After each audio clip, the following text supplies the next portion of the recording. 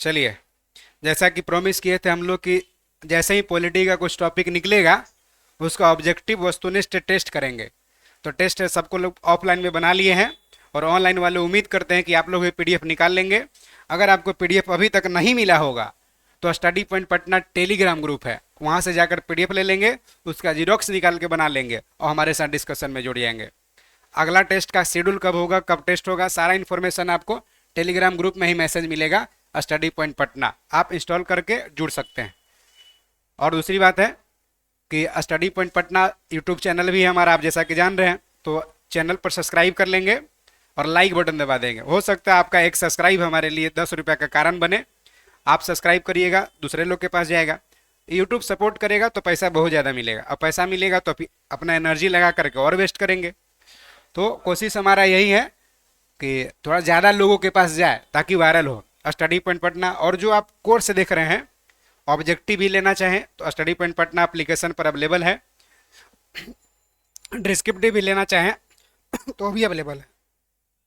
Study point Patna application install करना है, वहाँ लुसेंट का कंप्लीट सोल्यूशन मिलेगा आपको। लुसेंट का निचोड़ अलग बैच है, विजय रथ करके अलग बैच है। जिस तरह का आप खोजते हैं स्टडी पॉइंट पटना लुसेंट के नाम से बहुत दिनों से जाना जाता है, लगभग 2015 से लुसेंट के नाम से जाना जाता है। तो लुसेंट का जो कुछ आप खोजते हैं मिलेगा। बाकी सेपरेट बैच भी मिलता है, बिहार दरोगा का मिलेगा, बिहार पुलिस का मिलेगा। तो एप्लीकेशन इंस्टॉल कर लेना, स्टडी पॉइंट पटना उसी पर मिलेगा। चलिए सीधी बात, नो बकवास, हम लोग बिना समय गवाए, ज़्यादा वेस्ट करना भी सही नहीं है। आज का देखते हैं पहला क्वेश्चन, जो विजय रथ सीरीज का जो पहला सेट है उसका आज पहला क्वेश्चन क्या रखा है। भीमराव अंबेडकर और महात्मा गांधी के मध्य सन 1932 में हस्ताक्षरित पूना समझौता में प्रावधान था।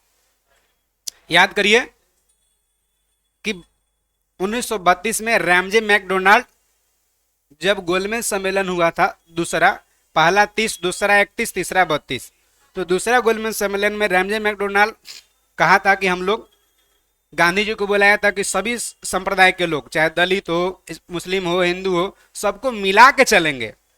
और 1932 में, डेट के साथ याद रखिएगा, 16 अगस्त 1932 को रैमजे मैकडोनाल्ड एक सांप्रदायिक पंचायत का घोषणा करता है। मेन डिस्कशन होता है, ठीक है, क्वेश्चन तो सगरे अवेलेबल है, कहीं भी मिल जाइएगा। सांप्रदायिक पंचायत का घोषणा करता है जिसमें कहता है कि दलित वर्ग के लिए 71 सीट दिया जाएगा भारत के प्रांतीय विधानमंडल के चुनाव में। प्रांतीय विधानमंडल के चुनाव में 71 सीट दलित को दिया जाएगा, जो खड़ा भी दलित होगा और वोट भी दलित करेगा। अभी का जो रिजर्वेशन है और जो रैमजे मैकडोनाल्ड दे रहा है, दोनों में डिफरेंट।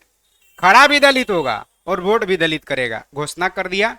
भीमराव अम्बेडकर ताली बजाकर स्वागत किए कि बहुत अच्छा, बहुत अच्छा, दलितों का नेता लड़ रहे हैं, तो भाई जाहिर सी बात, अगर हमारे फेवर में काम करेंगे तो खुशी होगा। अगर आप यूट्यूब पर पॉजिटिव कमेंट करते हैं तो देख करके मन गदगद हो जाता है कि अरे वाह क्या कमेंट कर दिया। तो भीमराव अम्बेडकर को भी बहुत खुशी अनुभूति हुआ। इस बात से महात्मा गांधी नाराज हो गए कि दलित अलग कर देगा, हिंदू अलग कर देगा, मुस्लिम अलग कर देगा। यानी देश जब विभाजित होगा, चाहे समाज हो या परिवार हो, विभाजन के बाद विकास रुक जाता है। तो देश का विकास रुकेगा, देश का आजादी की मांग बिखर जाएगा, कोई कुछ मांग करेगा, कोई कुछ मांग करेगा। इसलिए एक रहना जरूरी है। और गांधी जी पूना के यरवदा जेल में, याद रखिएगा, आमरण अनशन पर बैठ गए कि अम्बेडकर जी आप ठीक नहीं किए हैं, हम खाना पीना नहीं खाएंगे जब तक आप अपना ये जो मांग किया और जो रैमजे मैकडोनाल्ड जो दिया है, परोसा है सबको, उसको वापस नहीं लेते या तब तक हम खाना पीना नहीं खाएंगे। मदन मोहन मालवीय के प्रयास से, इसीलिए मदन मोहन मालवीय को महामना कहा जाता है। मदन मोहन मालवीय के प्रयास से 24 सितंबर 1932 को पूना के यरवदा जेल में गांधी जी और अम्बेडकर के बीच समझौता हुआ, जिसे पूना पैक्ट या पूना समझौता कहा जाता है। समझौता में तय हुआ गांधी जी अम्बेडकर के बीच की जो आप 71 दलित के लिए जो सीट है, 71 के बदले में 148 ले लीजिए। यानी 71 पहले से था, 71 के बदले में क्या ले लीजिए, 148, लेकिन वोट देने का अधिकार सबको रखा जाए। इसी बात को लेकर के दोनों के बीच में समझौता हुआ उसी समझौता को पुनः समझौता कहा जाता है। क्लियर है पॉइंट? और क्या हुआ था पृष्ठभूमि आप बना लिए, आंसर बता दीजिए। डी, हरिजनों के लिए आरक्षण सहित संयुक्त निर्वाचन क्षेत्र, माने सबको जोड़ के निर्वाचन किया जाए, दलित के लिए अलग निर्वाचन क्षेत्र मत बांटिए। सी वह कह रहा, देख लेते, हरिजन के लिए पृथक निर्वाचन, पृथक के लिए कहा था, वो तो पृथक कर दिया था 16 अगस्त 1932 को। तो समझौता हुआ, किसके लिए हुआ? संयुक्त के लिए समझौता हुआ। क्लियर? आगे समझ में, बढ़ जाए आगे। चलिए अगला क्वेश्चन, बाकी सब ऑप्शन के हिसाब से अगला क्वेश्चन में देखिए क्या कह रहा है से ना। साउंडवा ठीक है, धीरे धीरे आदत लग जाएगा सुनते सुनते। अभी मेन दिक्कत के धीरे धीरे आवाज सुनने का आदत है। 1 बजे के बाद, 2 बजे रात के बाद 15 से 20 डेसिबल आवाज सुन के आए हैं, अचानक मिल रहा है 40 से 50 डेसिबल, तो दिक्कत होगा ना। आगे देखिए दूसरा क्वेश्चन देख लीजिए क्या कह रहा है। वो कौन सा अधिनियम था जिसने भारत में सत्ता ब्रिटिश ईस्ट इंडिया कंपनी से ब्रिटिश क्राउन में स्थानांतरित कर दिया? भारत में ब्रिटिश ईस्ट इंडिया कंपनी शासन चला रहा था, शासन ईस्ट इंडिया कंपनी के बागडोर में था, और ईस्ट इंडिया कंपनी से लेके ब्रिटिश क्राउन में, माने ब्रिटेन के संसद के पास दे दिया गया। कौन सा अधिनियम है? अधिनियम 1858। पढ़ा हुआ क्वेश्चन है कि नहीं है? 1858 में भारत में पहली बार राज सचिव का पद सृजन किया गया, याद है? 1858 में मुगल वंश को समाप्त किया गया। 1858 अधिनियम के तहत भारत के गवर्नर जनरल को वायसराय कहा गया।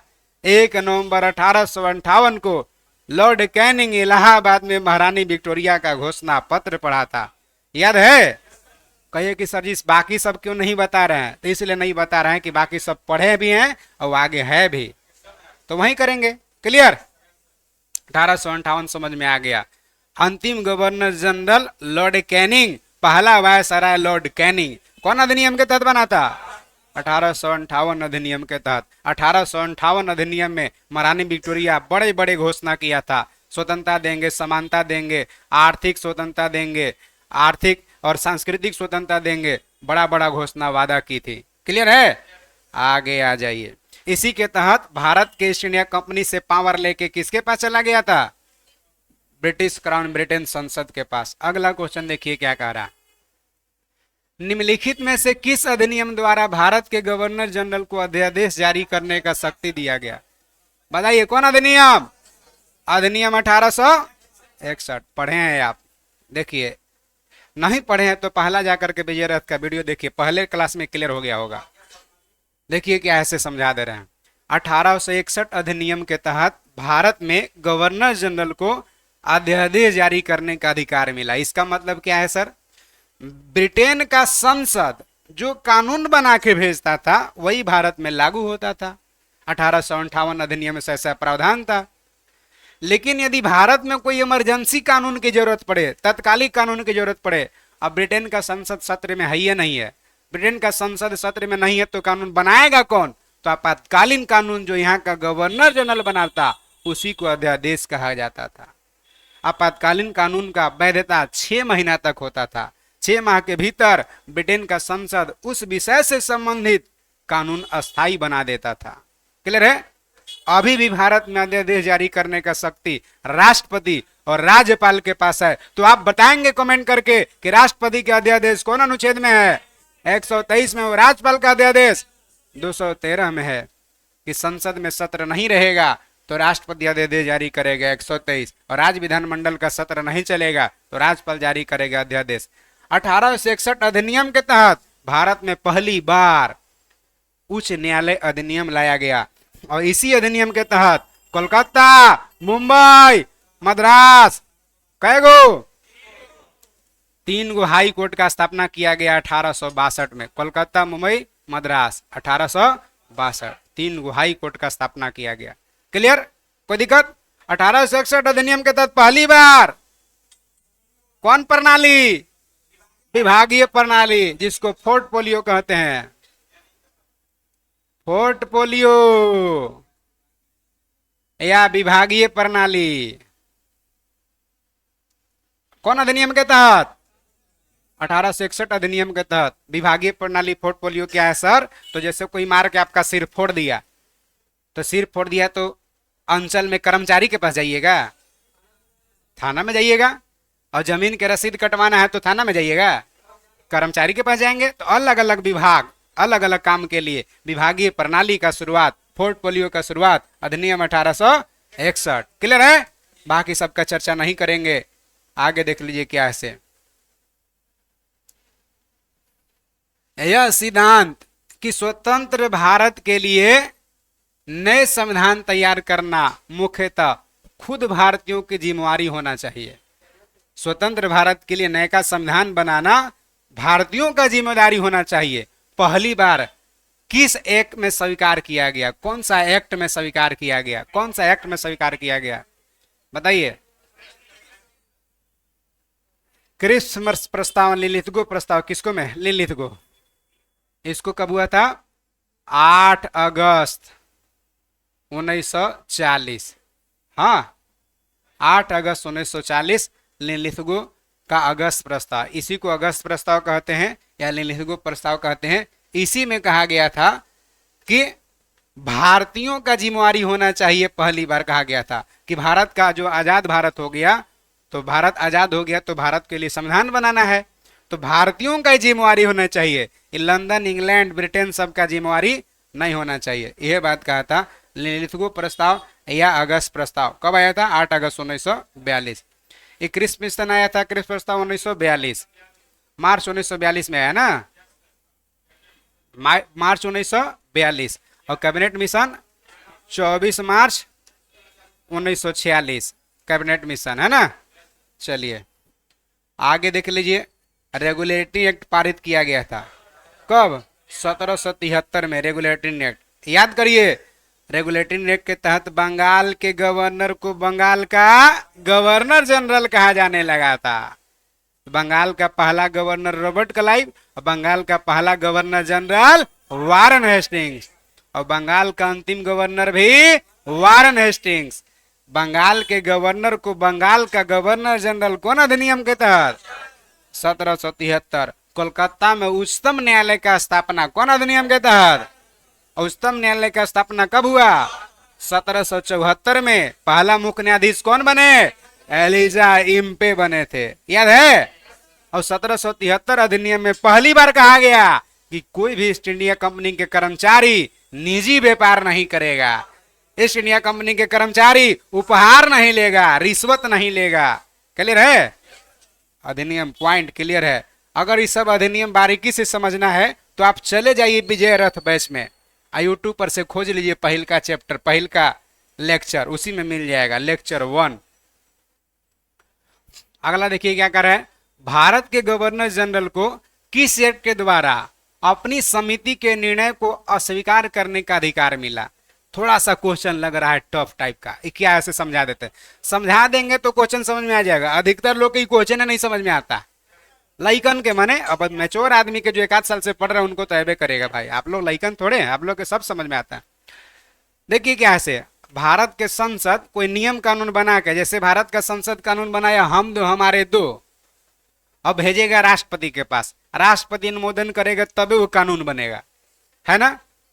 अगर कानून बनाना है 3 तलाक, 3 बार तलाक कहने से तलाक हो जाएगा, हिंदुओं में हो जाएगा तलाक, तो तभी बनेगा जब संसद बना के भेजेगा और राष्ट्रपति उस पर अनुमोदन करेगा। जब तक राष्ट्रपति अनुमोदन माने सहमति नहीं देगा तब तक कानून नहीं बनेगा।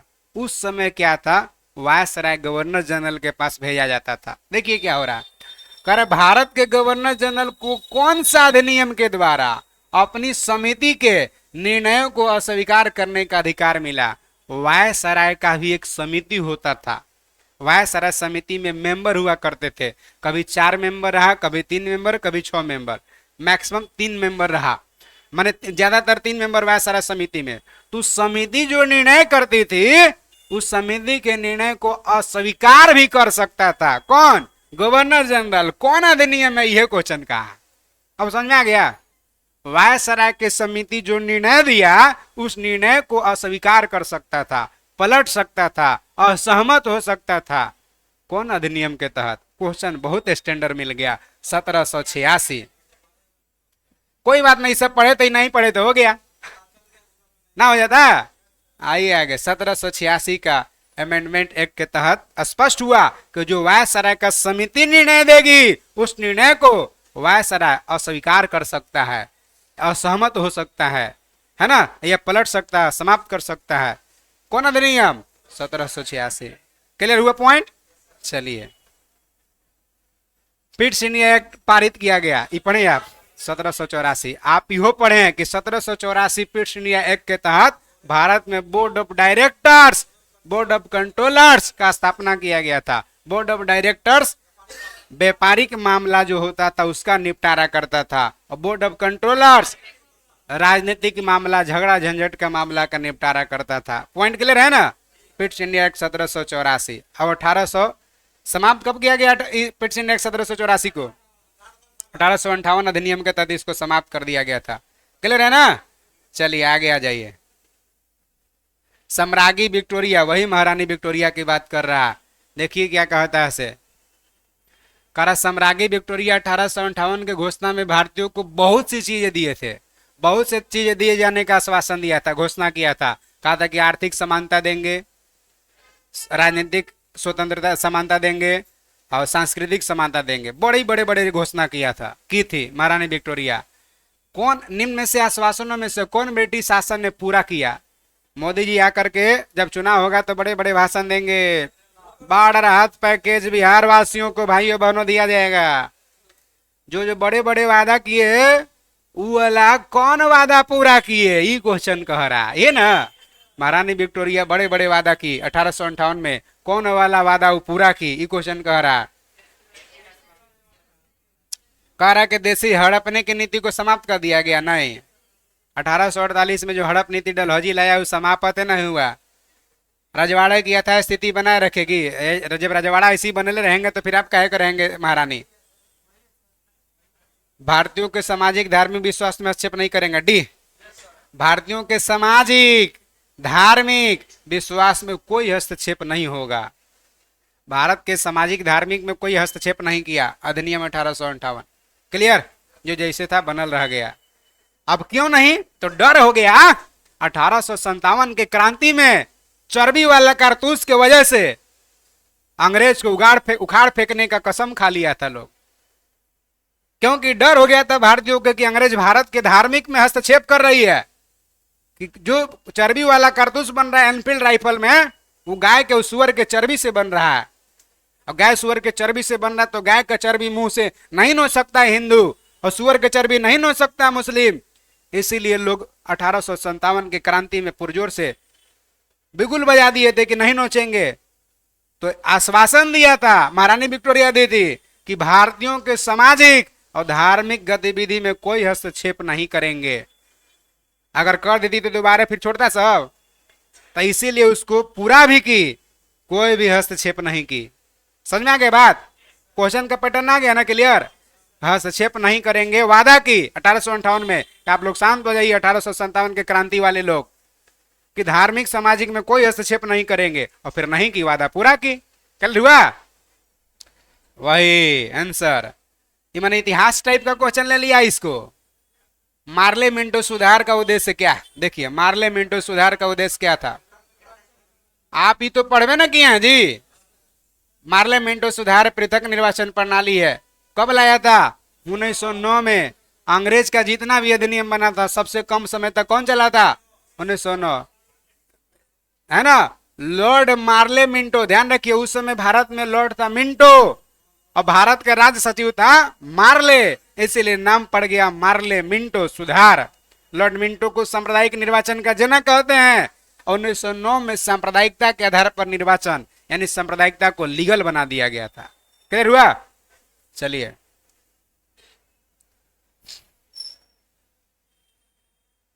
आगे आ जाइए।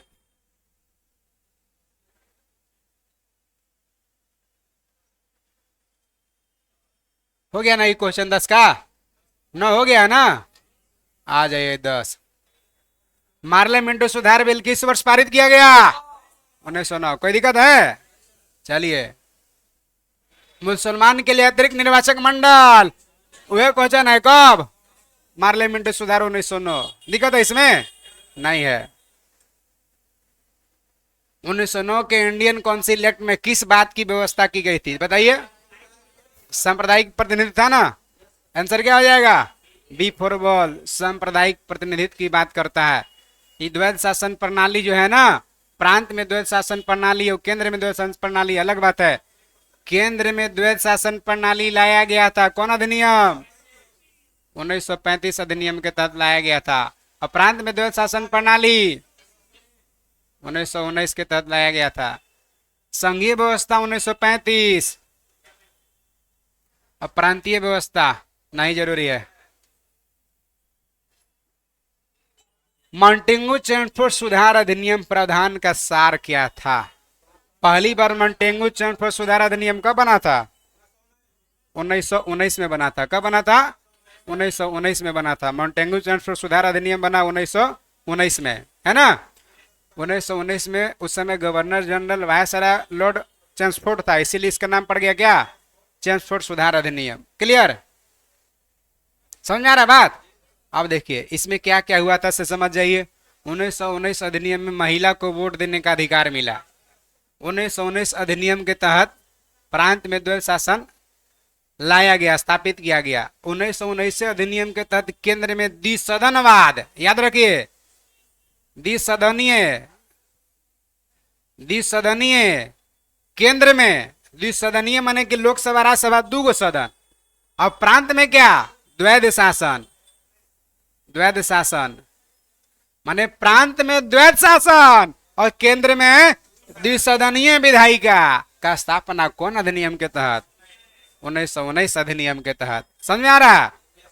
1919 अधिनियम के तहत भारत में पहली बार संघ लोक सेवा आयोग का स्थापना किया गया। संघ लोक सेवा आयोग का स्थापना कब हुआ? 1926 में। अधिनियम कौन था? 1919। ठीक है। और 1919 अधिनियम के तहत 1926 में संघ लोक सेवा आयोग का स्थापना हुआ। संघ लोक सेवा आयोग का स्थापना करने का सिफारिश ली आयोग या विधि आयोग 1924 में किया था। समझ में आ रहा? 1919। अब देखिए क्या कहता, मॉन्टेगू चेम्सफोर्ड सुधार प्रावधान का सार क्या था? आप बताइए। प्रांत में दोहरा शासन ही है ना? है द्वैध शासन। द्वैध शासन कहीं के द्वैध शासन और द्विसदनीय में क्या अंतर है? क्या अंतर है? देखिए क्या अंतर है। द्विसदनीय है माने लोकसभा राज्यसभा दो सदन है, एगो लोकसभा एगो राज्यसभा, दो सदन मिलकर राज करेगा। द्विसदनीय शासन हुआ और नवाब और कंपनी दो मिलकर राज करेंगे। ये द्वैध शासन हुआ, दोहरा शासन हुआ। क्लियर? चलिए आगे आ जाइए। तो प्रांत में दोहरा शासन अधिनियम 1919। क्लियर है ना? अब राज्यों की स्वायत्ता, प्रांतों को स्वायत्ता दे दिया गया था 1935 के तहत। 1935 के तहत इसमें स्वायत्ता दे दिया गया। जो प्रांत में द्वैध शासन था समाप्त कर दिया गया। कौन अधिनियम है? 1935 में। और केंद्र में द्वैध शासन स्थापना कर दिया था 35 के तहत। हिंदू मुस्लिम के लिए अलग अभी तुरंत न देखे 1909 में नहीं छटा गया। 1909 में देखा ना नहीं पार्लियामेंट हो। आइए आगे। राज्यपाल का वीटो शक्ति कहां से भाई? सब आगे देख लीजिए। 1946 का कैबिनेट मिशन मंत्रियों में गठित था। निम्नलिखित में कौन इसका सदस्य नहीं था? एकदम मुस्कुराइए कि कल परसों पढ़े हैं क्या? हाँ, याद करिए कैबिनेट मिशन कब आया था? 24 मार्च 1900। भुलाते नहीं ना जी। क्रिप्स मिशन 1942 में ना। क्रिप्स मिशन 1942 में, याद रखना है। क्रम में मार्च में भी आया था, है ना? लेकिन 1942 में क्रिप्स मिशन। आप बताइए कैबिनेट मिशन आया 24 मार्च 1946, जेकरा में 3 गो सदस्य ना पढ़े हैं। पैथिक लॉरेंस, एवी अलेक्जेंडर, स्टेफर्ड क्रिप्स। अध्यक्ष था पैथिक लॉरेंस। पॉइंट क्लियर है?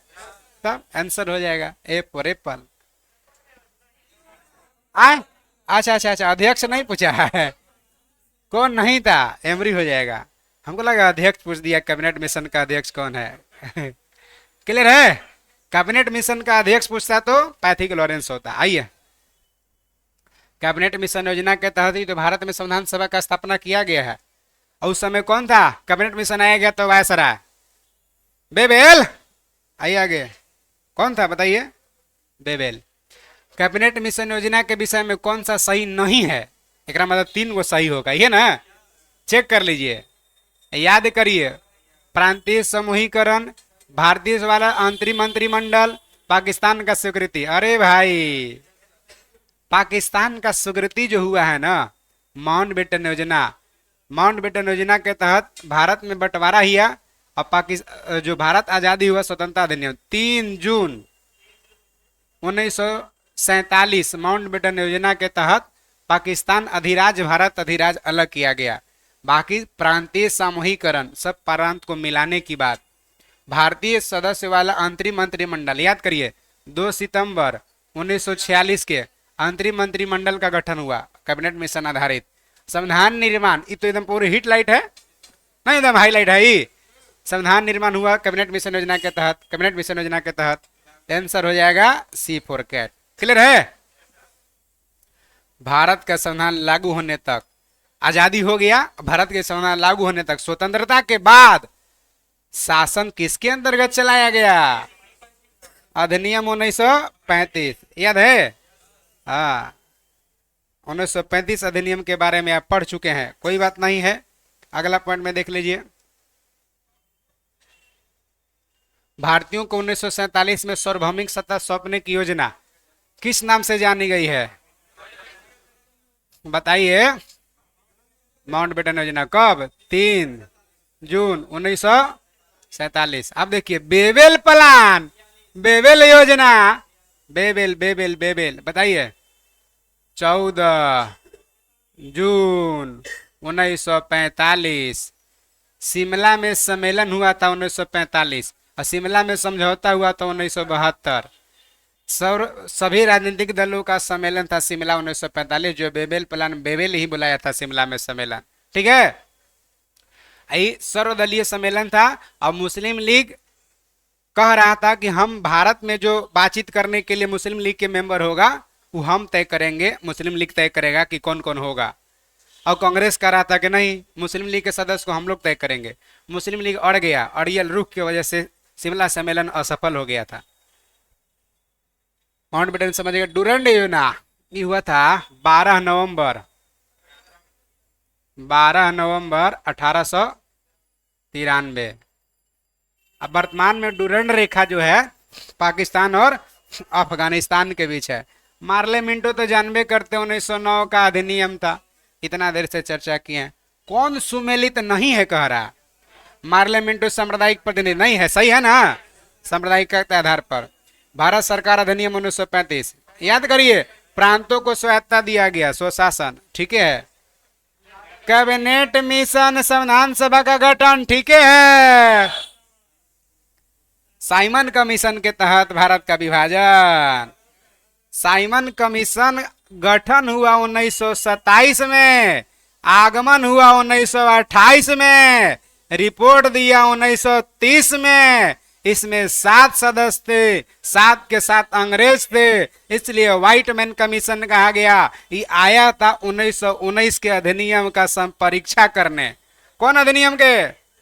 क्योंकि 1919 में अधिनियम अंग्रेजों को लाया था जिसको काला कानून कह दिए थे लोग। काला कानून, रोलेक्ट एक्ट कह दिया था। तो रोलेक्ट एक्ट को संपरीक्षा करने के लिए साइमन कमीशन आया था। आया तो लाला पतराय के नेतृत्व में लाहौर स्टेशन पर बहिष्कार किया गया था, याद है? आप देखिए, भारत का विभाजन हुआ तो माउंटबेटन योजना या आया बाल्कन प्लान। माउंटबेटन योजना या बाल्कन प्लान, यह माउंटबेटन योजना हुए 3 जून 1947। क्लियर है ना पॉइंट? कोई भी दिक्कत हो तो आप कमेंट करिए, किंतु परंतु समझाने का प्रयास किया जाएगा। अब ऐसा ना कमेंट करिए कि यहाँ पहले ही से मोर्चा संभाले थे, हम सोचे थे कि बाद में मोर्चा देखेंगे। कोई आदमी देखिएगा ना तो वीडियो रहता है ना, तो कमेंट जाके देखिए, एकदम बड़ी खतरनाक खतरनाक हंसे वाला कमेंट रहता है ना। रे भाई, बढ़िया बढ़िया कमेंट करिए, खराब नहीं करिएगा। मूड खराब कर देते हैं आप लोग, खराब करके। एक आदमी कहता है कि सर बीच में काहे बतियाते हैं, नहीं बतिया करिए, जाके देखिएगा। 19 में क्या कह रहा है? भारत शासन अधिनियम। अरे क्या हो गया, भागने लगा? गुस्सा क्यों रहे हो भाई? भारत शासन अधिनियम 1919 के अंतर्गत विधायिका का अंतिम निर्वाचन किस वर्ष में किया गया था? ये देखिए मैटर क्या है। भारत शासन अधिनियम 1919 के अंतर्गत विधायिका का पहली बार निर्वाचन 1926 में हुआ था। कब हुआ था? 26 में हुआ था। और भारत शासन अधिनियम 1919 के अंतर्गत विधायिका का अंतिम बार निर्वाचन 1945 में हुआ था। तो यहाँ अंतिम बार पूछा है, इसीलिए आंसर क्या होगा? 1945 होगा। पॉइंट क्लियर है? कोई किंतु परंतु दिक्कत नहीं ना है? नहीं होना चाहिए कोई दिक्कत। आंसर क्या हो जाएगा? 1945। सी फॉर कैट। आगे देख लीजिए क्या कह रहा है। अखिल भारतीय महासंघ, अखिल भारतीय महासंघ स्थापित करने का प्रावधान शामिल किया गया। कौन अधिनियम? भारत सरकार अधिनियम 1935। पॉइंट क्लियर है ना? जैसा कि आप जानते हैं कि वर्तमान में भारत में अखिल भारतीय सेवा 3 गो है, आईएएस, आईपीएस और IFS, Indian administrative service, Indian police service, Indian forest service है, नॉट फॉरेन सर्विस। फॉरेस्ट जंगल सेवा है ना? 3 गो अखिल भारतीय सेवा है। अगर इसके अतिरिक्त कोई नया अखिल भारतीय सेवा सृजन करना होगा तो वर्तमान में राज्यसभा अनुच्छेद 312 का प्रयोग करके अखिल भारतीय सेवा का सृजन कर सकता है। ये अखिल भारतीय सेवा का मतलब अखंड भारत के लेवल पर, जैसे डीएम लद्दाख में हो या डीएम बिहार में हो, अखंड भारत, अखंड भारत पर एक ही सर्विस, एक ही व्यवस्था, वो भी 56 विभाग के प्रमुख ही हो, 56 विभाग के प्रमुख, सब एक वैरायटी के एकदम हो। जंगल सेवा एक वैरायटी, चाहे बिहार हो चाहे यूपी हो, कहीं भी हो, सबके लिए जंगल सर्विस एक प्रकार का होगा। अखंड भारत में एक वैरायटी होगा। तो अभी 3 गो है वर्तमान में। कहां से लिया गया? अधिनियम 1935 से। पॉइंट क्लियर है ना? चलिए, स्पष्ट हो गया। अगस्त प्रस्ताव कब आया था? याद करिए, लिलिथगो प्रस्ताव कहिए चाहे अगस्त प्रस्ताव कहिए। भारतीयों को स्वतंत्र भारत में भारतीयों का जिम्मेवारी है कि बनाए अपना संविधान। उन्हें जानते, कैबिनेट मिशन जानते हैं आप। आगे देख लीजिए, निम्नलिखित में से किस अधिनियम केंद्र द्वैध शासन प्रणाली को स्थापित किया गया? अभी तुरंत हम लोग डिस्कशन किए हैं कि प्रांत में द्वैध शासन, ये जो केंद्र में है ना, केंद्र में द्वैध शासन अधिनियम 1935 के तहत। ये रहता अगर प्रांत में द्वैध शासन तो 1919 के तहत। अब देखिए, द्विसदनवाद, द्विसदनीय अगर प्रांत में रहे, प्रांत में द्विसदनीय, तो अधिनियम कौन हो जाएगा? बताइए बताइए। प्रांत में द्विसदनीय 1919, तो केंद्र में द्विसदनीय। देखिए, प्रांत में द्विसदनीय नहीं, प्रांत में द्वैध शासन होगा। ये केंद्र में द्विसदनीय था, भूलाइएगा नहीं। ये केंद्र में द्विसदनीय था, नॉट प्रांत। प्रांत में द्विसदनीय नहीं था, प्रांत में द्वैध शासन था। ठीक है?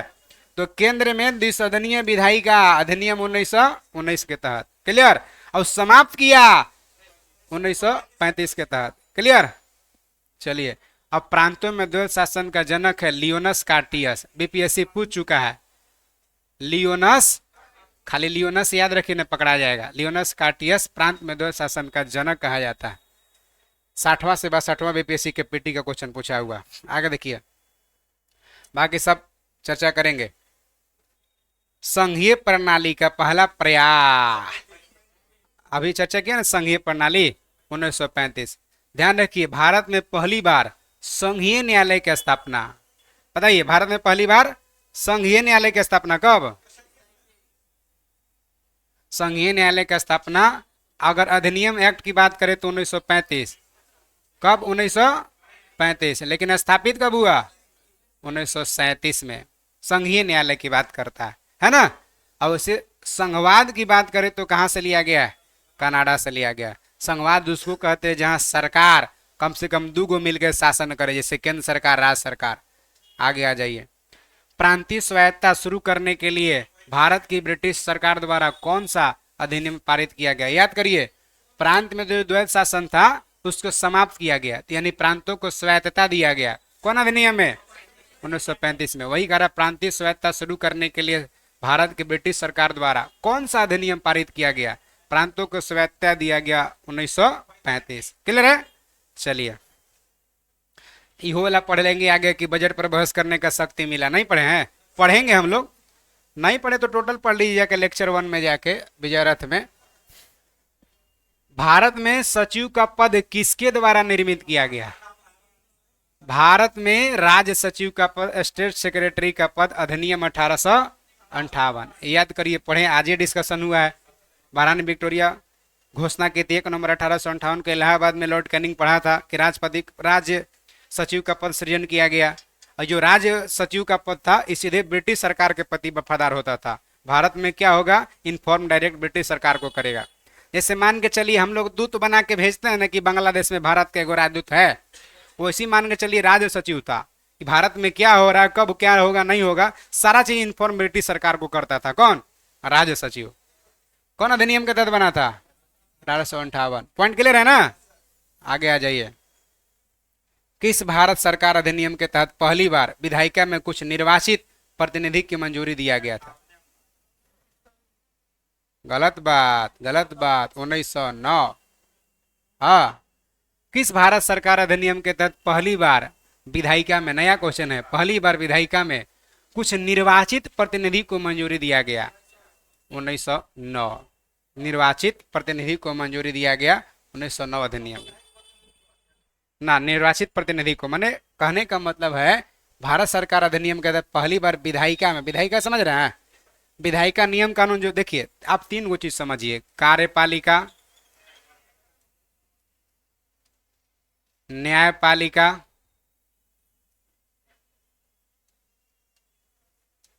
पालिका और विधायिका। ये ना, ये तीन गो लोकतंत्र का तीन गो स्तंभ है, और चौथा स्तंभ प्रेस को कहते हैं। चौथा स्तंभ किसको कहते हैं? विधायिका का काम है नियम कानून बनाना, और कार्यपालिका का काम है नियम कानून चलवाना। कार्यपालिका स्थायी अस्थायी दो प्रकार का होता है। अस्थायी में पुलिस प्रशासन सब आ जाएंगे, और अस्थायी में मंत्रिमंडल सब आ जाएगा। मंत्रिमंडल समझ रहे हैं ना? मंत्रिमंडल बुझाते ना, मंत्री सब, मंत्रिमंडल और पुलिस प्रशासन, राष्ट्रपति सब, यानी अस्थायी जो 5 साल के लिए है, और अस्थायी जो 60 साल वाले परमानेंट वाले हैं। तो कार्यपालिका का काम है जो इन लोग बनाया कानून उसको चलवाना। इन लोग बना दिया कि बुलेट पर एक बार में 2 आदमी बैठ सकता है, चेक करेगा पुलिस, रुको रुको, साइड लो साइड लो। तो चलवा रहा है कौन? कार्यपालिका। लागू करवा रहा है कार्यपालिका। अगर समस्या हुआ तो न्याय देगा कौन? न्यायपालिका। और तीनों से जुड़ी बात को पब्लिक तक पहुंचाएगा कौन? प्रेस। इसीलिए लोकतंत्र का चौथा स्तंभ प्रेस। यहाँ देखिए क्या कह रहा है इसे, यहाँ देखिए क्या कह रहा है। ये जो विधायिका नियम कानून बनाता है ना, बनावल कानून को निरस्त कर सकता है कौन? न्यायपालिका। यानी कि विधायिका से नीचे है कौन? न्यायपालिका। सॉरी, माने न्यायपालिका से नीचे कौन है? विधायिका। मतलब ये हो गया ना, सबसे ऊपर न्यायपालिका, तब है विधायिका,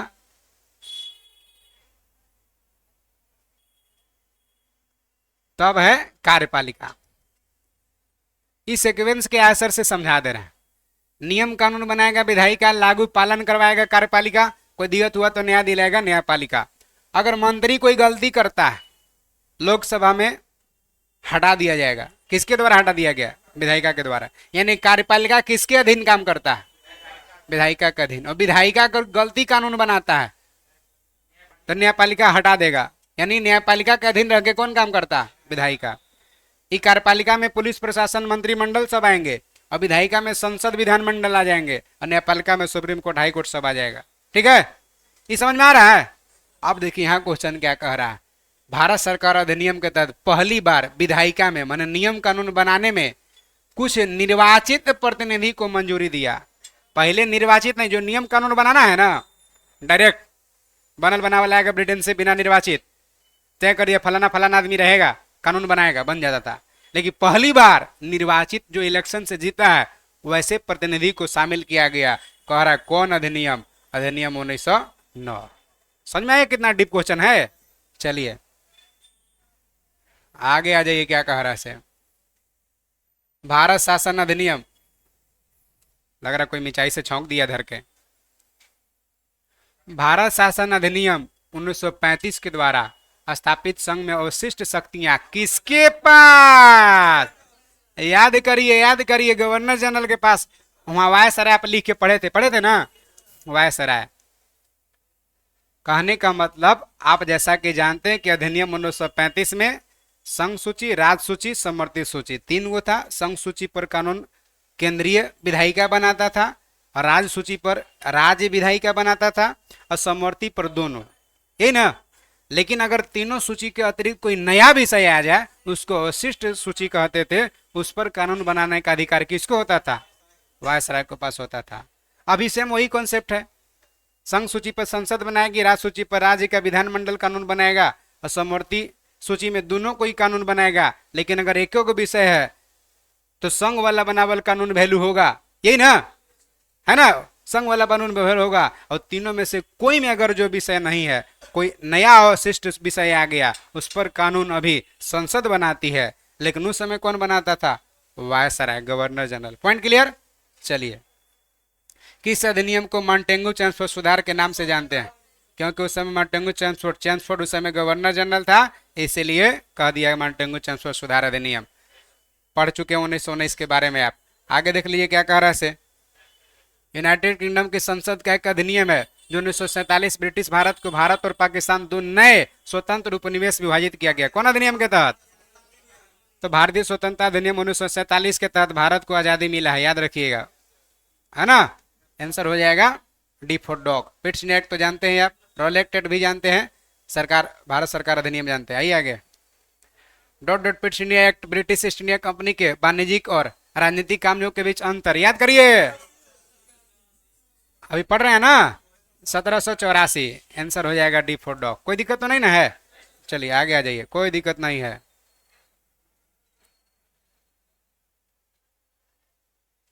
अगला कितना क्वेश्चन में है?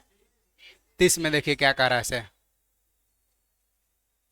30 देखिए क्या कहता है इसे। 1922 में निम्नलिखित में से किसके द्वारा उदार व्यक्त किया गया कि भारतीय संविधान भारतीयों की इच्छा अनुसार होगा? ये कह रहा है कि कौन कह रहा है कि भारतीय संविधान भारतीयों की इच्छा अनुसार होगा? महात्मा गांधी का है ये बात।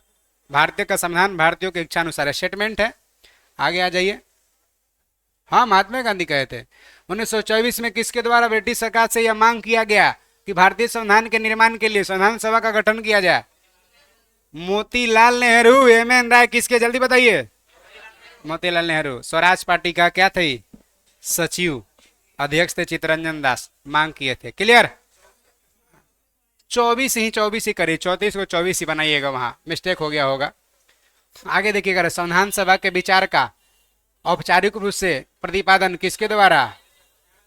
संविधान सभा के विचार को औपचारिक रूप से प्रतिपादन किसके द्वारा? यहाँ एम.एन. राय के द्वारा 1934 में। एम.एन. राय के द्वारा 1934 में औपचारिक रूप से प्रतिपादन किसके द्वारा? एम.एन. राय का। बिहार पुलिस का क्वेश्चन है। अच्छा, सही कर गए थे, चलिए ठीक है। एम.एन. राय द्वारा 1934 में। कोई दिक्कत है? संविधान सभा को किसने मूर्त रूप प्रदान किया? मूर्त रूप मैंने समझ रहे हैं, प्रारूप प्रस्तुत मैंने उद्देश्य का प्रस्तुत किया कि क्या क्या उद्देश्य होना चाहिए, मूर्त रूप दिया। कौन? जवाहरलाल नेहरू। ठीक है, आगे आ जाइए। कांग्रेस ने किस वर्ष की प्रकार, अरे कांग्रेस ने किस वर्ष किस प्रकार के बाह्य हस्तक्षेप के बिना, कह रहा है कि भारतीय राष्ट्रीय जो कांग्रेस का गठन हुआ था, तो कांग्रेस कौन सा साल में बाह्य हस्तक्षेप के बिना, माने बिना कोई इंग्लैंड के मदद से, बिना कोई विदेशी शक्ति के मदद से, सिर्फ भारत के जनता के द्वारा संविधान के निर्माण का मांग किया था, प्रस्ताव पारित किया था 1936 में। कि बाहरी हस्तक्षेप की क्या जरूरत है? जब भारत का संविधान बनाना है तो भारत के जनता के द्वारा, भारतीय जनता के द्वारा संविधान का निर्माण प्रस्ताव पारित किया था। कब? 1936। आइए आगे। 1938 में किस व्यक्ति ने वयस्क मताधिकार के आधार पर संविधान के गठन की मांग किया था? बताइए। जवाहरलाल नेहरू। वयस्क मताधिकार के आधार पर कि जिसको 18 साल उम्र हो गया है, वोट करिए, संविधान सभा गठन करिए, संविधान बनेगा। ये सब कैबिनेट, प्रांतीय विधान, ये सब के हटाइए। वर्ष 1942 में किस योजना के तहत स्वीकार किया गया कि भारत में एक निर्वाचित संविधान सभा का गठन होगा जो युद्ध उपरांत संविधान का निर्माण करेगा? तो 1942 की बात कर रहा है ना, क्रिस मिशन। देखिए क्या ऐसे समझा देते हैं। क्रिस मिशन 1942 में आया था, कहा कि भाई जी अभी दूसरा विश्व युद्ध चल रहा है, 1939 1945, आप लोग भारतीय लोग सब साथ दीजिए दूसरा विश्व युद्ध में अंग्रेज को, क्योंकि अंग्रेज भी तो लड़ रहा था, इंग्लैंड भी शामिल था ना जो मित्र राष्ट्र में, कि पहला विश्व युद्ध में साथ दिए थे, वैसे दूसरा विश्व युद्ध में साथ दीजिए। जब युद्ध समाप्त हो जाएगा, हम लोग युद्ध जीत जाएंगे, तो भारत में संविधान की बात करेंगे। गांधी जी कहे कि पोस्ट डेटेड चेक है, वैसा बैंक का चेक है जिसका बैंक भंग हो चुका है, कि आप युद्ध जीतिएगा ये कौन जानता है। अब पहला विश्व युद्ध में हम लोग सब कोई मिल के साथ दिए थे। गांधी जी कहे कि हमको लोग सार्जेंट कहने लगा था, कि भर्ती कराने वाला सार्जेंट है आप। सबको ही साथ दिए, से कुछ ना तो अधिकार दिए, ना संविधान दिए, कुछ ना दिए। और दूसरा विश्व युद्ध में आप ये कहाँ कह रहे हैं कि आजादी देंगे, इसलिए आप अधूरा बात कह रहे हैं। आजादी देने का भी बात नहीं कर रहे हैं, संविधान देने का भी स्पष्ट नहीं कर रहे हैं। कर जीतेंगे तो विचार करेंगे, इसलिए पोस्ट डेटेड चेक है। कांग्रेस नारा दिया, कांग्रेस से बिना पूछला ही 1939 में विश्व युद्ध में भारतीयों को भी झोंक दिया अंग्रेज। कांग्रेस त्यागपत्र दे करके जो क्षेत्र में अपना शासन कर रहा था, नारा दिया कि इस बार अंग्रेज ना कोई भाई मिलेगा ना एक पाई मिलेगा, ना कोई भाई ना कोई पाई। दूसरा विश्व युद्ध में नारा दिया था। क्लियर है?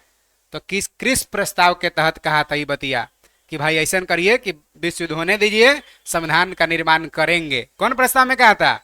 किस प्रस्ताव में? कौन है समाप्त होने दीजिए युद्ध, दूसरा विश्व युद्ध समाप्त होने दीजिए। 42 में आ रहा है कब? क्योंकि 39 से 45 तक दूसरा था। बेबेल योजना जानते हैं ना आप? 14 जून 1945 बेबेल, क्लियर है ना? शिमला सम्मेलन लाया था, सभी राजनीतिक दलों का सम्मेलन था। कैबिनेट मिशन योजना जानते हैं? माउंटबेटन योजना जानते हैं? क्लियर है ना?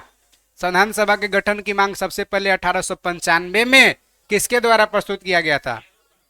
बाल गंगाधर तिलक के द्वारा। तिलक गणपति उत्सव, शिवाजी उत्सव, तिलक का ही शुरुआत है। भारतीय क्रांतिकारी में गरम दल के नेता ही। आइए, भारत की संविधान सभा गठित करने के आधार क्या था? कैबिनेट मिशन योजना के तहत 1946। पॉइंट क्लियर है ना? बाकी ऐसा कुछ है ये नहीं है। संविधान सभा का निर्माण किस योजना के तहत किया गया? कैबिनेट मिशन योजना 1946। क्लियर? कोई दिक्कत तो नहीं ना है? साइमन कमीशन समझाइए चुके हैं, क्रिस्प योजना समझाइए चुके हैं। सन 1936 में भारतीय राष्ट्रीय कांग्रेस द्वारा संविधान सभा के गठन की मांग कहां पर हुआ था? फैजपुर अधिवेशन में। महाराष्ट्र में ही ना? फैजपुर कहाँ है? महाराष्ट्र ना महाराष्ट्र। आगे आ जाइए। हाँ, कैबिनेट मिशन योजना के अनुसार संविधान सभा में कुल कितने सदस्य? 389। क्लियर है ना? आगे आ जाइए। प्रस्तावित मूल संविधान में कुल सदस्यों का विभाजन किस प्रकार किया गया था? आप पढ़े थे। ब्रिटिश प्रांत को 292 पढ़े थे ना? अदेशी रियासत को 93, मुख्य कमिश्नरी जो अभी के हिसाब से यूटी था, सब हो जाएगा ना? चलिए,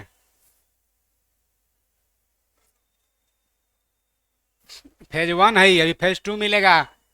हाड़ हिल जाएगा क्वेश्चन देख के, लेकिन बिना उसे काम नहीं चलेगा। संविधान सभा में विभिन्न प्रांतों के लिए 292 गो सदस्य निर्वाचन होना था। इसमें कांग्रेस को कितने प्रतिनिधि मिला था? 208। देखिए, बहुत सारा क्वेश्चन लुसेंट में जो स्किप भी हुआ होगा या नहीं मिलेगा, उस सेट में आपको मिलेगा। इसलिए सेट लुसेंट दोनों कंप्लीट होगा, तब आपका एक एवरेज तैयारी होगा। खाली लुसेंट और सेट दोनों एगो करेंगे तो एक दूसरे के पूरक नहीं हो सकता, दोनों करेंगे तबे पूरक होगा। जैसे बिना पेट्रोल के कार नहीं चलेगा, उसी प्रकार से बिना ऑब्जेक्टिव के डिस्क्रिप्टिव भी काम ना चलेगा। इसीलिए ऑब्जेक्टिव डिस्क्रिप्टिव दोनों आपको करना होगा। इसलिए आप प्रैक्टिस भी करेंगे तो दोनों मोड में करेंगे। पुनर्गठन के फलस्वरूप याद करिए, 31 अक्टूबर 1947 को संविधान सभा का पुनर्गठन हुआ।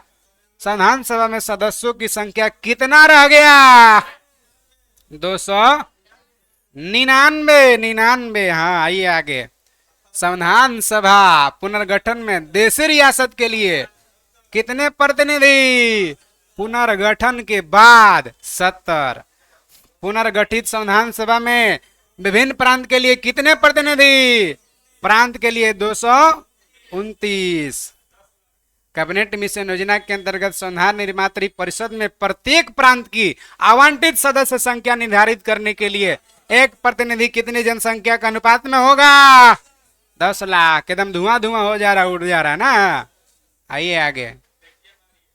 हाँ, देखिए, मारिए, दरोगा ही दरोगा होगा।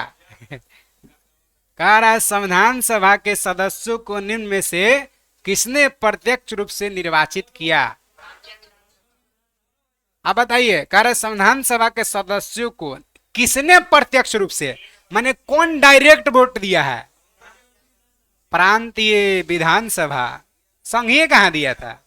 प्रांतीय विधानसभा। ए सर हो जाएगा एप्पल ना। चलिए गलती कर दिए तब दोनों मारे हैं तो आंसर होगा एक। पढ़े थे आप ये बात तो कि 10 लाख की आबादी पर एगो प्रांतीय विधानसभा का सदस्य चुनाया और वही लोग संविधान सभा के सदस्य को चुना था। तो प्रत्यक्ष रूप से प्रांतीय विधानसभा का सदस्य वोट किया है, जनता अप्रत्यक्ष दिया है। प्रत्यक्ष को परोक्ष कहते हैं, है ना। आइए आगे। संविधान सभा में किस प्रांत का प्रतिनिधि सबसे अधिक? संयुक्त प्रांत के 55 गो सदस्य था संयुक्त प्रांत में, और हैदराबाद रियासत भागे नहीं लिया था। संविधान सभा में किस देश के रियासत प्रतिनिधि भाग नहीं लिया था? हैदराबाद। याद है भीमराव अम्बेडकर का संविधान सभा में निर्वाचन हुआ था।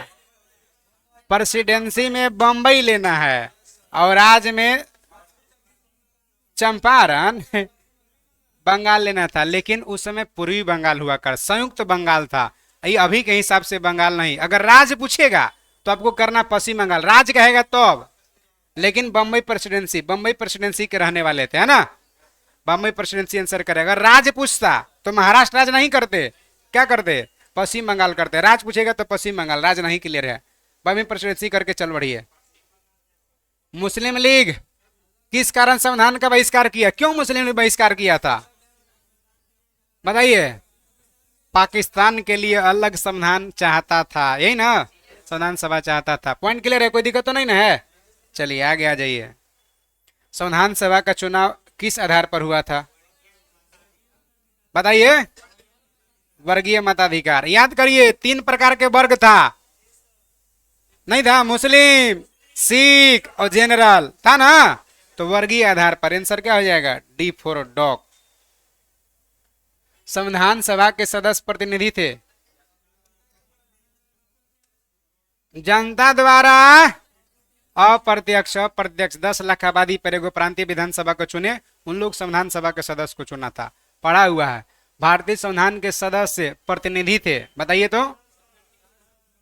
प्रांतीय विधानसभा द्वारा परोक्ष। क्लियर है? प्रांतीय विधानसभा डायरेक्ट चुना था। गलती तो आपका गलती माना जाएगा। भारतीय संविधान को किसने बनाया? संविधान सभा बनाया। भारतीय संविधान को किसने बनाया? तो संविधान सभा बनाया। कितना नंबर क्वेश्चन? 56 57 ना। आइए 57 में देखिए क्या कह रहा है। संविधान सभा के लिए चुनाव कब संपन्न हुआ? जुलाई 1946। क्लियर है? भारतीय संविधान सभा की स्थापना कब हुआ? 9 दिसंबर 1946। कहाँ? दिल्ली। पहला बैठक, दूसरा बैठक 11 दिसंबर 1946, तीसरा बैठक 13 दिसंबर 1946। तो दूसरा पहला हो गया वहीं। 26 नवंबर 1949 को कहां से? पहला बैठक 9 दिसंबर 1946, तो वही दिन गठन हुआ वही दिन। पहला बैठक हुआ भाई। ट्रांसफार्मर खराब हो गया तो पहला दिन मीटिंग हुआ वही ना गठन हुआ। तो भाई हुए वे ना ना ना ना ना 9 दिसंबर 1946। कहता संविधान सभा गठन हुआ तो जुलाई 1946 है, नहीं जुलाई वाला टेंशन खत्म। संविधान सभा का पहला अधिवेशन कहाँ? दिल्ली। क्लियर है? आ गया संविधान सभा के उद्घाटन सज्जनानंद सिन्हा। एकदम क्लियर है। सब नहीं क्लियर तो जाके लेक्चर 1 देखिए विजय रथ का, आगे देख लिए करा। संविधान सभा का पहला सत्र हुआ 9 दिसंबर 1946। क्लियर है?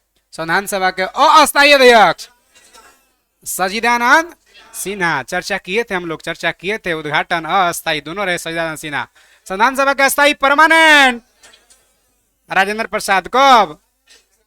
11 दिसंबर 1946 को बनाया गया परमानेंट। फिर जब भी बैठक होता है अध्यक्षता कौन करते? राजेंद्र प्रसाद। आगे आ जाइए। कह रहा 11 दिसंबर 1946 को संविधान सभा का अस्थायी अध्यक्ष किसे चुना गया? हाँ राजेंद्र प्रसाद। हो जाएगा आंसर, हो जाएगा राजेंद्र प्रसाद। संविधान सभा के संवैधानिक सलाहकार कौन थे? कौन थे? BN Rao. BN Rao. Clear? Benegal Narasimha Rao संवैधानिक सलाहकार। संविधान सभा के चुने हुए अस्थायी अध्यक्ष राजेंद्र प्रसाद, जीरादेई सिवान बिहार, है ना। इनमें से कौन संविधान सभा का सदस्य नहीं था? अच्छा, एम एच बेग नहीं था, एम एच बेग नहीं था। ये जो है ना भारत के न्यायाधीश रह चुके हैं, न्यायाधीश रह चुके हैं, ये नहीं था, बाकी सब थे। संविधान के विभिन्न पहलू में के अध्ययन हेतु कितना कमेटी? 13 समिति का गठन हुआ था। एकदम धुआं धुआं हो जाएगा, देख रहा है ना। जो मिल रहा पढ़ल तो लग रहा है कि एकदम गर्दा हो गया का। एग्जाम में 10 वो क्वेश्चन ऐसा रहता है जो गर्दा गर्दा हो जाता है। हाँ, ना ना ना, फिर गड़बड़ा जाता ना, नहीं देगा। संविधान सभा के प्रारूप मसौदा समिति, देखिए संविधान सभा के प्रारूप मसौदा या पांडुलेखन एक ही बात है।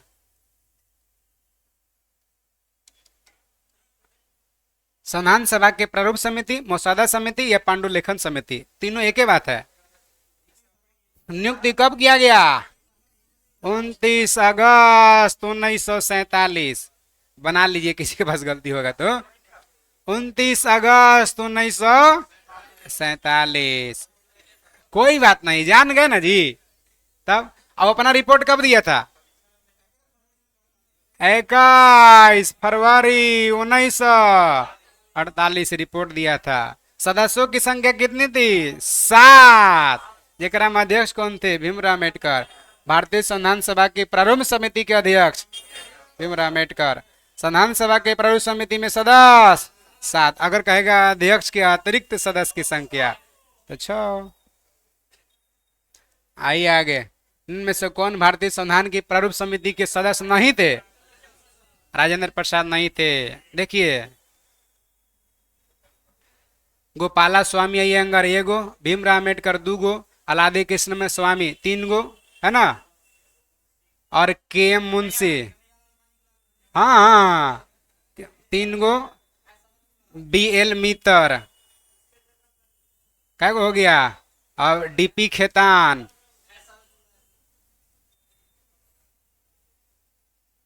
एगो सादुतुल्ला,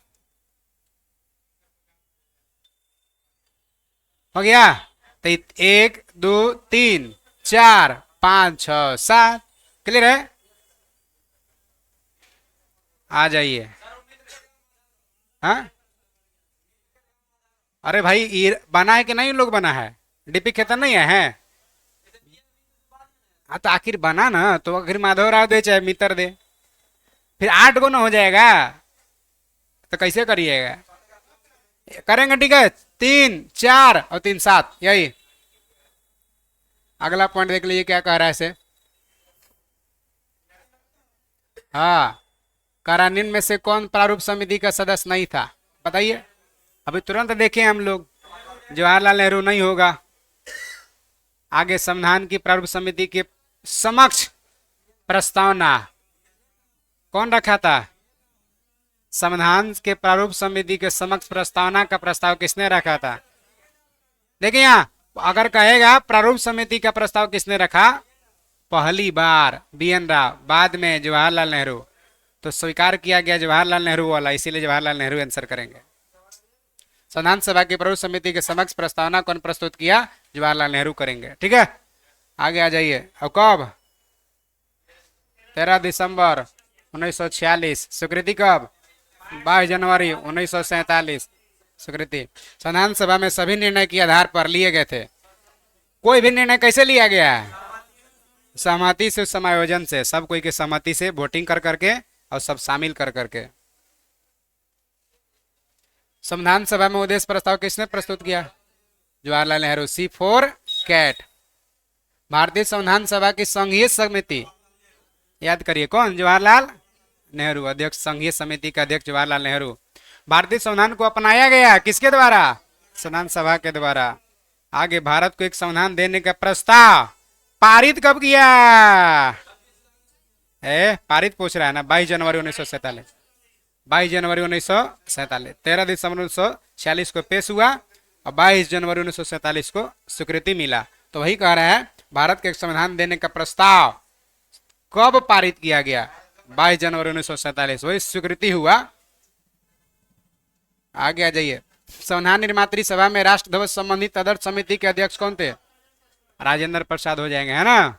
आज याद करिए, हंसा मेहता कौन प्रस्तुत किए थे? हंसा मेहता। और डिजाइन कौन तैयार किया था?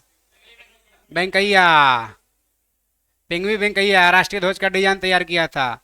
राष्ट्रीय ध्वज क्या है? तिरंगा, लंबाई चौड़ाई अनुपात हिंदू, चौड़ाई लंबाई 2-3 कहता है ना। आइए आगे। और कब स्वीकार किया गया? 22 जुलाई 1900। भारतीय राष्ट्रीय ध्वज के प्रारूप किस दिन स्वीकार किया गया? 22 जुलाई 1947 को। आगे, भारत की संविधान सभा ने किस तिथि को राष्ट्रीय ध्वज को अपनाया है? 22 जुलाई 1947 को। संविधान सभा ने संविधान को अंतिम रूप से किस दिन पारित किया था? पारित, अंगीकार, आत्मर्पित 26 नवंबर 1900 सदस्य का साइन हुआ था, है ना। संविधान सभा अंतिम रूप से किस दिन आखिरी बार मिला?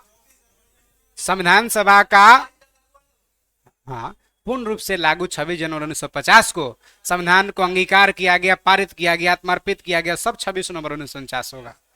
आंशिक रूप से लागू भी 26 नवंबर 1949। जब तक नहीं कहेगा पूर्ण रूप से लागू, अंतिम रूप से लागू पारित का मतलब हो गया संविधान सभा के द्वारा पारित किया। 26 नवंबर करेंगे, 26 जनवरी गलती हो जाएगा। आंख बंद करके सही करिए ना जी, क्या टेंशन ले रहे हैं।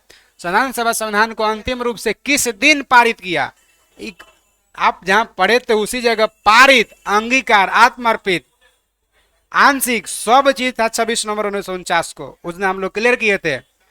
संविधान दिवस 26 नवंबर को ही मनाते हैं, विधि दिवस 26 नवंबर को मनाते हैं। पूर्ण रूप से लागू कहेगा तब 26 जनवरी 1950 करेंगे। पारित से नहीं आंसर होगा।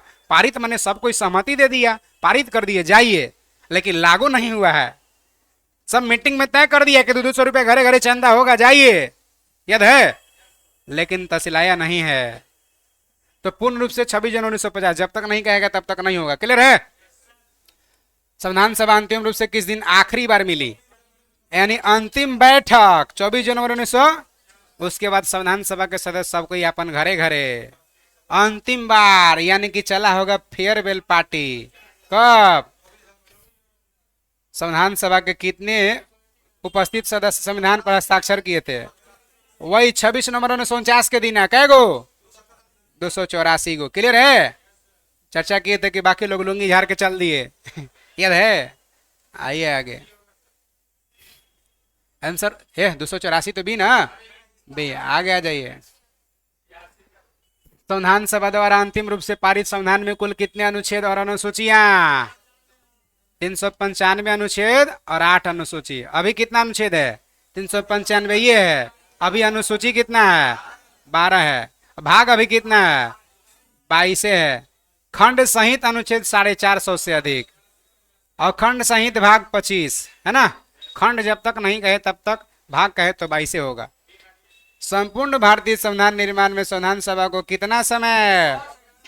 2 वर्ष 11 महीना 18 दिन। आगे आ जाइए।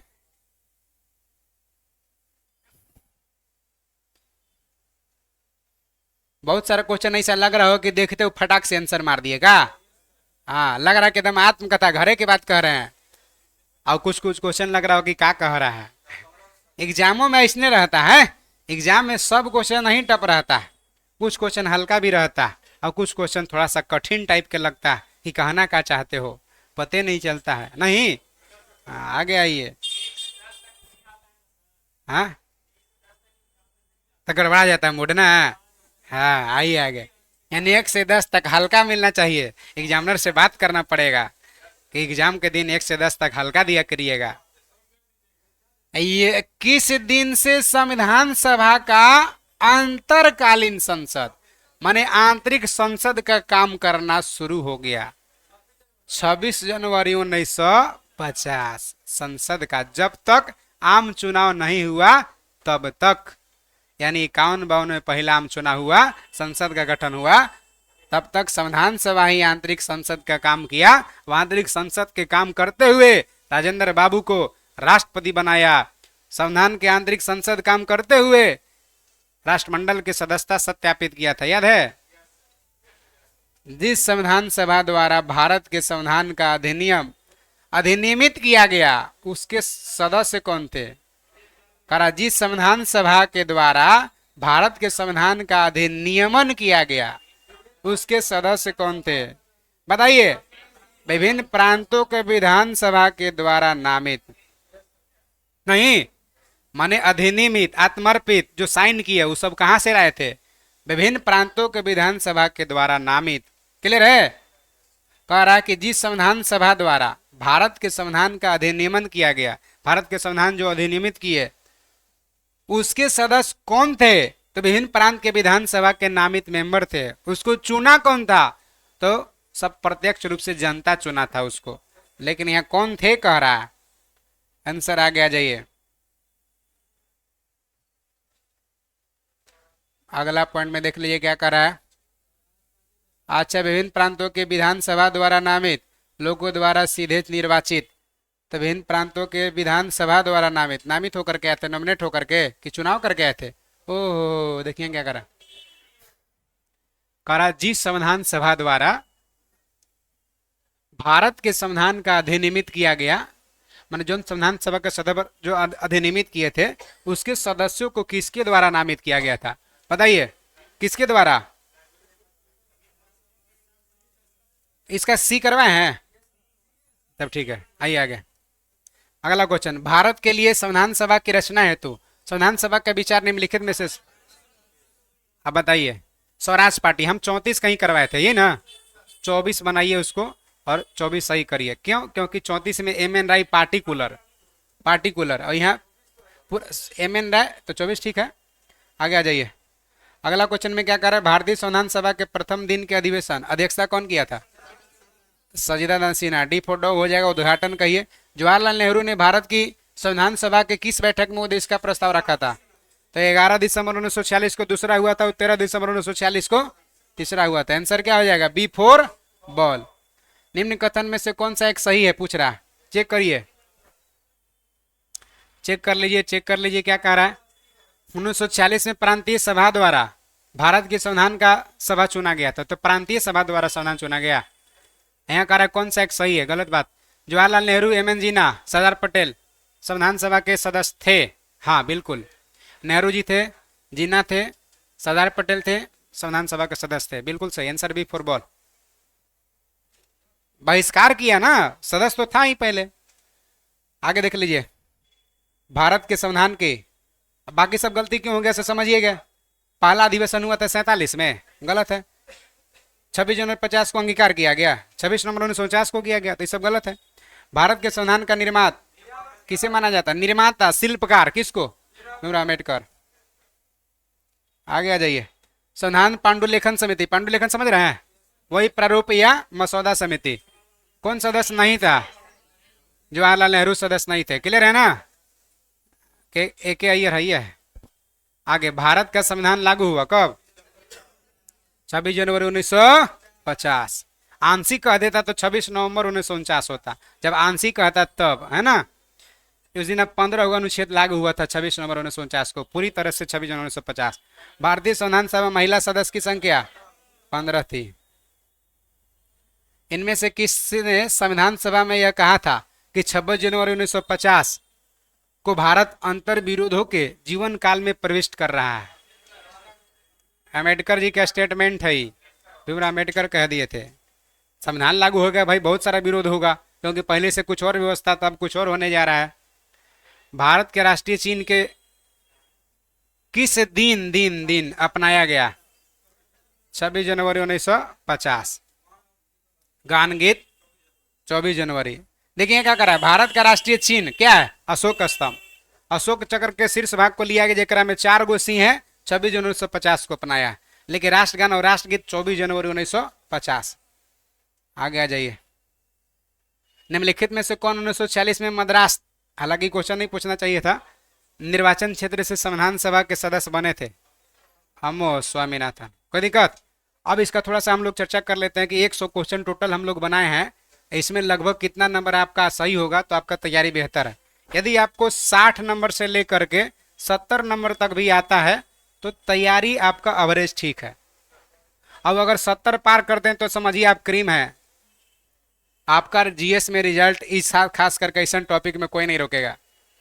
जिसका 60 से 70, तो हाँ तो रही कितने लोग का 70 प्लस आ गया होगा, हाँ तो रही तो जरा, 1 2 3 4 5 6, 6 7, 7 गो आदमी क्रीम है, 8 गो आदमी क्रीम है, बाकी सब माठा है। 62 हम ना कहे हैं, 70 प्लस, यानी कि 8 गो आदमी क्रीम है, 50 गो लइकन लगभग सब मिला देंगे तो अगर 8 गो आदमी क्रीम है तो बाकी सब दही मत बनिए, कम से कम मक्खन जरूर बनिए, मक्खनों में से तनी मनी क्रीम निकलेगा। यानी कि 70 के इर्द गिर्द होंगे तो ठीक होगा, ठीक है। 8 गो के तो कोई टॉपिक से रिजल्ट नहीं रोकेगा, चाहे कुछ पूछ ले, कहे न फेज 1 पूछे कि 2 पूछे कि 5 पूछे। बहुत बहुत धन्यवाद, आगे हम लोग मिलते हैं अगला क्लास में। अगर हाँ कल आपका सेट होगा, कल आपका सेम टाइम में सेट होगा, ठीक है, और सेट भेज देंगे ग्रुप में। नए ऑनलाइन जो होंगे टेलीग्राम ग्रुप में चले जाएंगे, स्टडी पॉइंट पटना टेलीग्राम, वहां से सेट ले लेंगे और पहले से बना के रखेंगे, डिस्कशन करेंगे तो ज़्यादा फायदा होगा। तो टेलीग्राम ग्रुप पर मिल जाएगा, अवेलेबल होगा सेट। और नए होंगे तो सब्सक्राइब कर लीजिएगा। Thank you so much, love you.